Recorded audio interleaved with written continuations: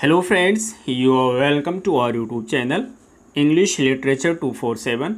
As you all know, we have started a series of MCQs और उस series की हमारी ये 50th वीडियो है। इससे पहले 49 वीडियोस में हमने old English literature, age of Chaucer, age of revival, Elizabethan age, Jacobean and Caroline age, civil war and interregnum period, enlightenment age, restoration age and romantic age को MCQs के माध्यम से discuss किया है। यदि आपने उन वीडियोस को नहीं देखी है तो आप प्लेलिस्ट में जाकर वहां से देख सकते हैं।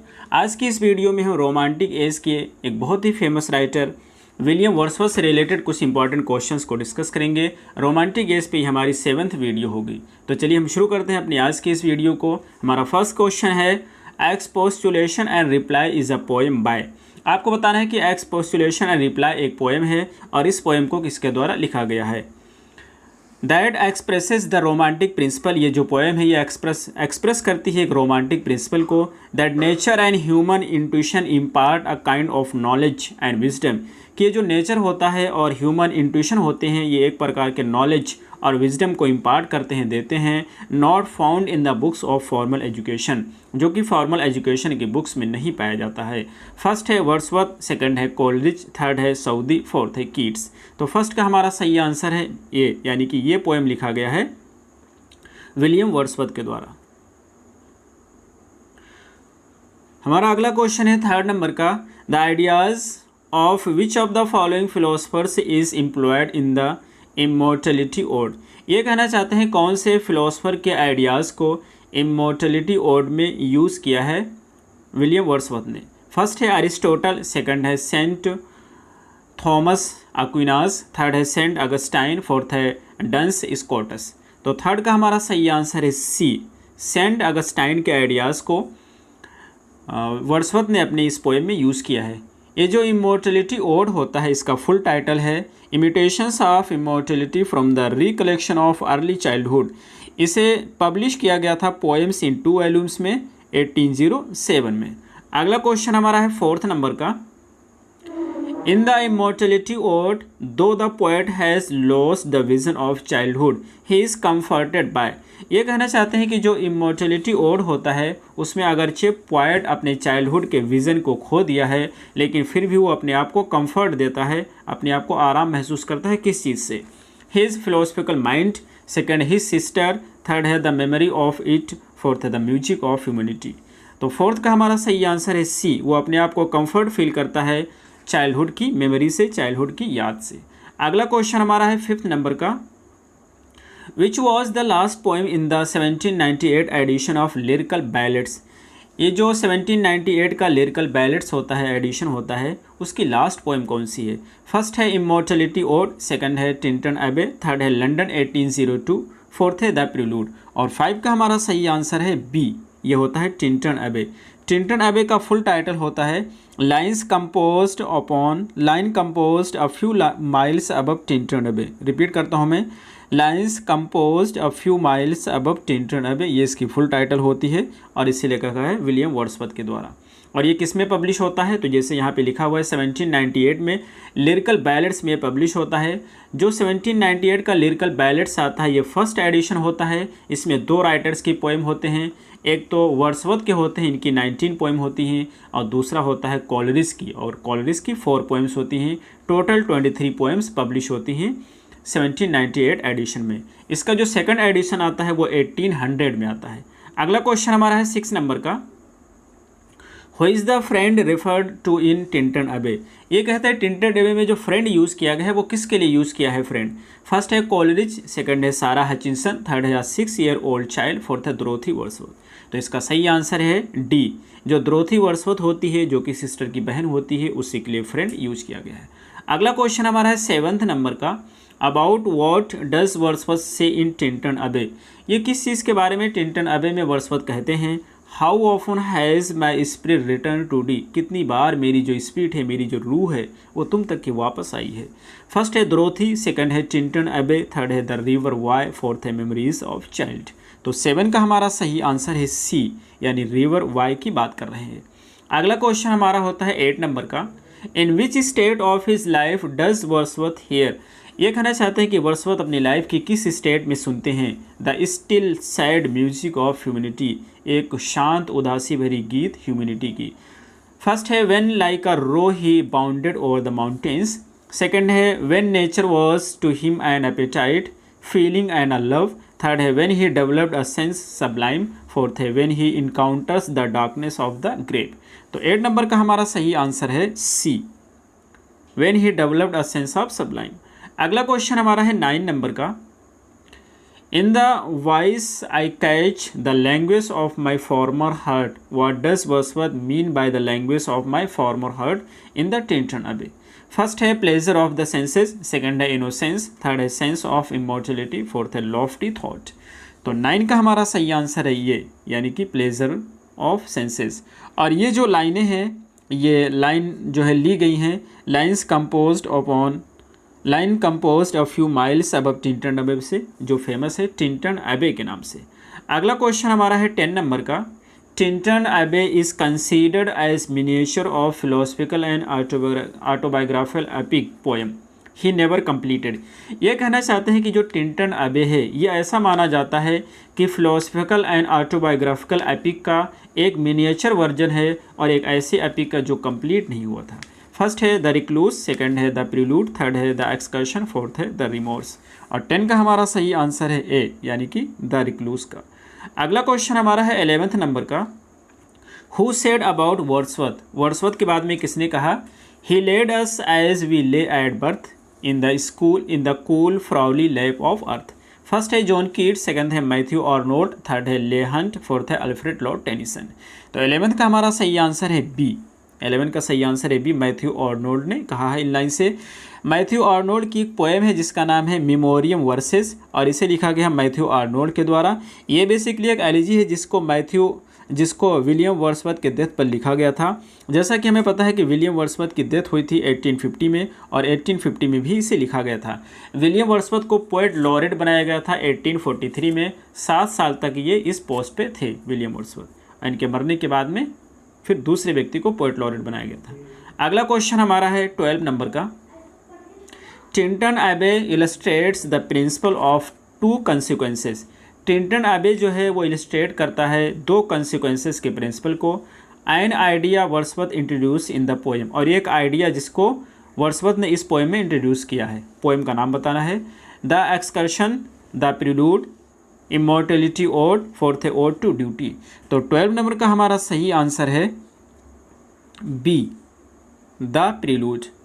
अगला क्वेश्चन हमारा है 13 नंबर का। What does Wordsworth describe thus, इन लाइन से वर्ड्सवर्थ क्या डिस्क्राइब करते हैं। More like a man flying from something that dreads than one who sought the things he loved.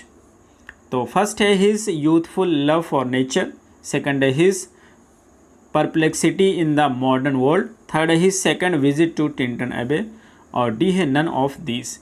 तो 13 का हमारा सही आंसर है ए, यानी कि his youthful love of for nature. और ये जो लाइन है 13 की जो लाइन है ये टिंटन अबे से ली गई हैं, जो कि वर्ड्सवर्थ के द्वारा लिखी गई हैं। अगला क्वेश्चन हमारा है 14 नंबर का।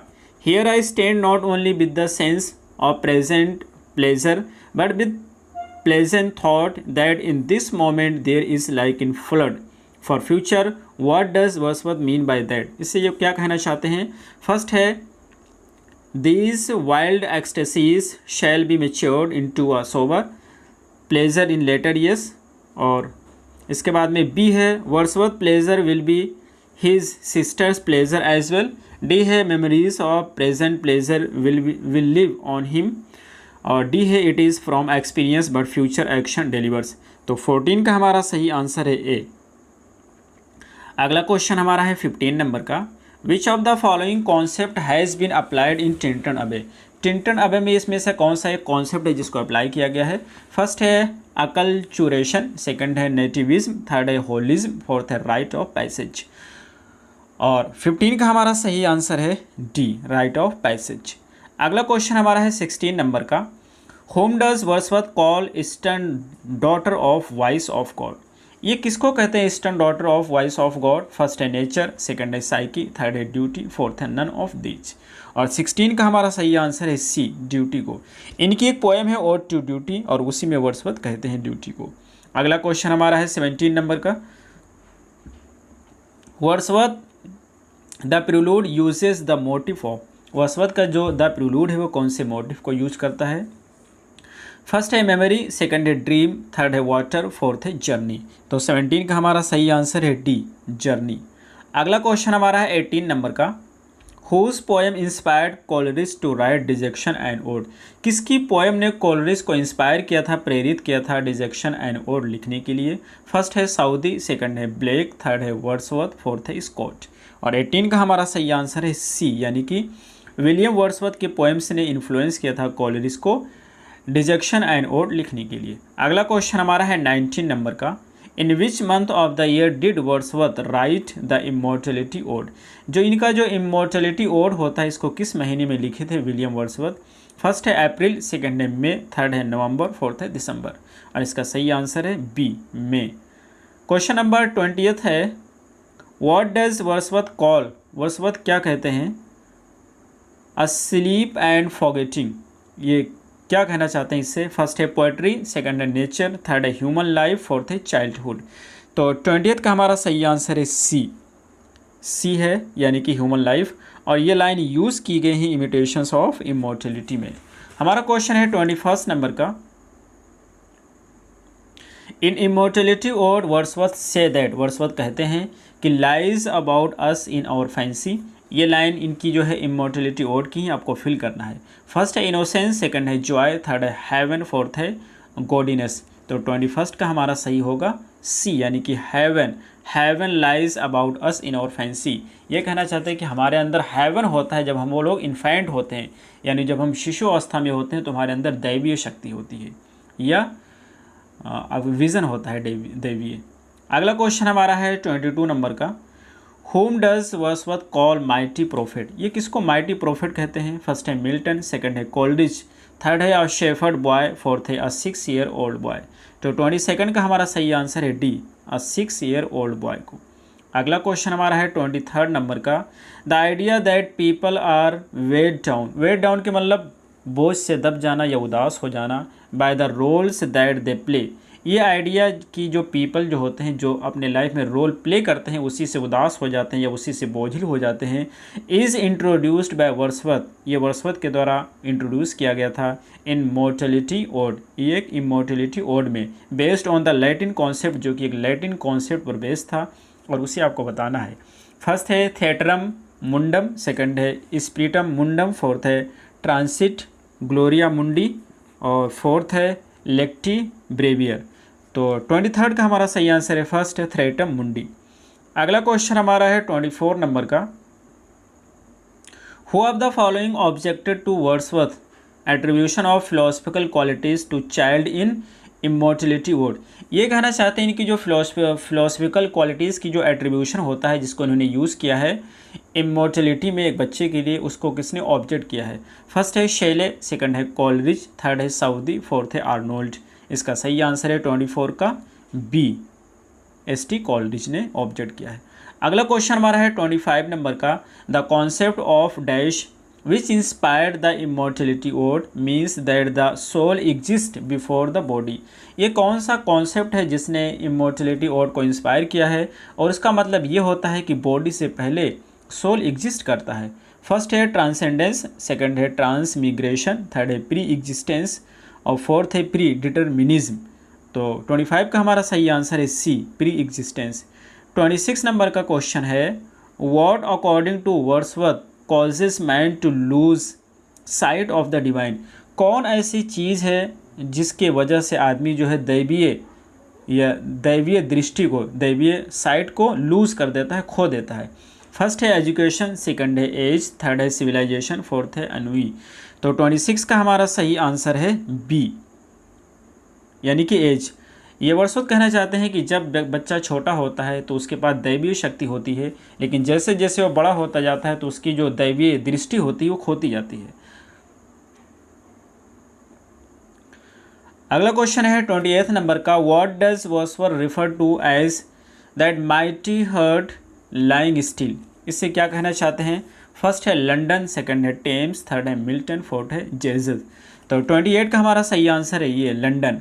ये बेसिकली क्या है कि इनकी एक पोएम है वर्ड्सवर्थ की, और उस पोएम का नाम है कंपोज्ड अपॉन वेस्टमिनिस्टर ब्रिज सितंबर 3, 1802। एक पोएम का नाम है जो कि वर्ड्सवर्थ के द्वारा लिखा गया है, और इसमें ये लंदन की क्वालिटीज़ को बताते हैं, लंदन को डिस्क्राइब करते हैं, लंदन के ब्रिज को बताते हैं। तो उसी के लिए लाइन यूज़ की गई, इसलिए सही आंसर ए होगा। अगला क्वेश्चन हमारा है 23rd नंबर का, in which sonnet does Wordsworth castigate the English people as stagnant and selfish and eulogize John Milton.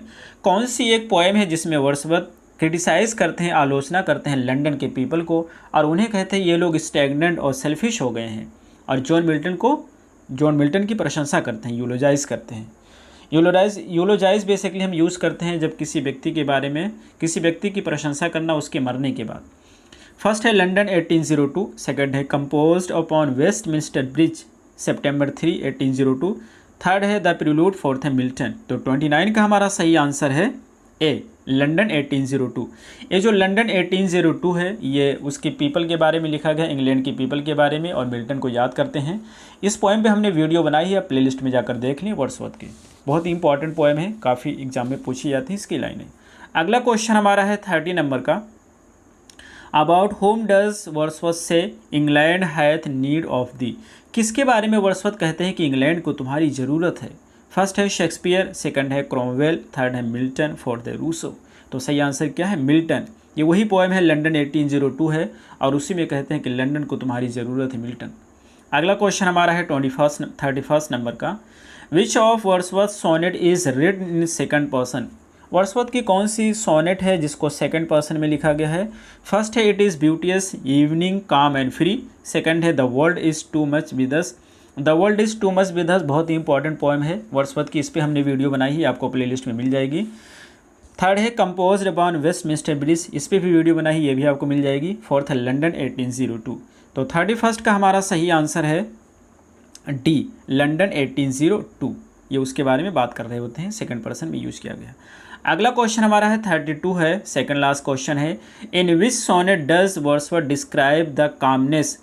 किस सोनेट में वो कामनेस को डिस्क्राइब करते हैं? He feels that the vision of London, जिसमें वो कामनेस को, लंदन के विजन में कामनेस को फील करते हैं, and the river Thames gives him, और वो कामनेस उनको जो शांति होते हैं रिवर टेम्स देती है। वो किस में बात करते हैं, किस पोएम में?